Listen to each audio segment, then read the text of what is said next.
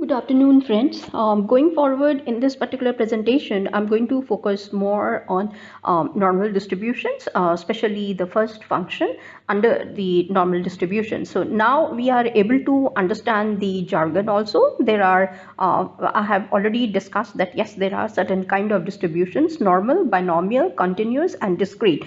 Under the normal one, I'm going to focus on the function of dnorm in this particular playlist. So just let us proceed further and know what exactly it is and what is taking place.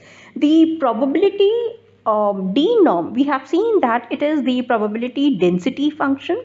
One should remember that it is also called as PDF. Not the PDF that we usually download for books or the research papers or the articles. This means P for probability, D for density, and F for function. Okay, so again I'm repeating, P stands for probability, D for density, F for function. Now what does it indicate? Now it means that the probability of observing a measurement with a specific value. Now I would be sharing an example. Let us try to understand this first of all and then proceed further to know what is the probability of the observing measurement with the specific value. That value can take up any of the numeric or the numerical values that we have got. This means that integral over the density, if we are able to understand the integral processes, the integration processes of mathematics, you will see that for density it is always going to be 1 only for us. So given this thing, what is the definition? Now you see, for me initially when I looked at it, trust me, I had jerks. I said, sorry, I will not be able to do probability or distributions. I don't even want to understand. I'm happy that yes, the bell curve is there. However, when I came to know about these things, I did not fear at all. Because you see, mathematics, sometimes we are all scared of. However, now look at this definition. They say that let there be any value x, and this is something which is given to us.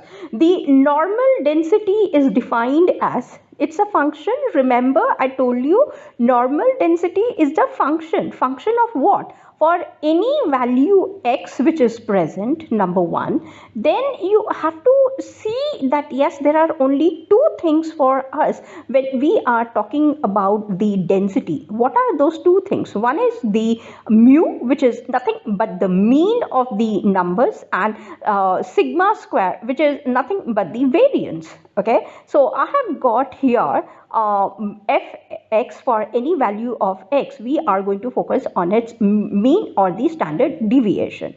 Okay, that is the variation, sorry, not the standard deviation, it is the variance. Or the other way round, that you can even write this formula in case you want to remember, would be 1 upon square root of 2 pi sigma square, okay, exp, then it's a minus x minus mu whole square upon 2 sigma square, which is the variance. Now mu, sigma is the standard deviation, and sigma square will turn out to be the variance for us. So this is the only thing that we will have to remember out here.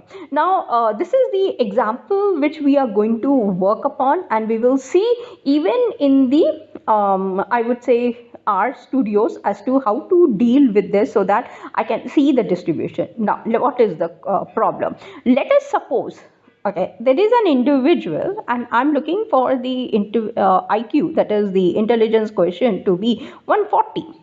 Now this needs to get density of intelligence, that is IQ distribution, is equals to nothing but 140 itself. The mean is 100 and standard deviation is 15. So x takes up the value of 140 for us, mean is 100 and standard deviation is 15. So in my next video we are going to look as to how to proceed further and understand how to calculate the dnorm, or let's see what is the density distribution for dnorm. Okay, so till then, thanks for watching, and join me up immediately for a working example also. Thank you.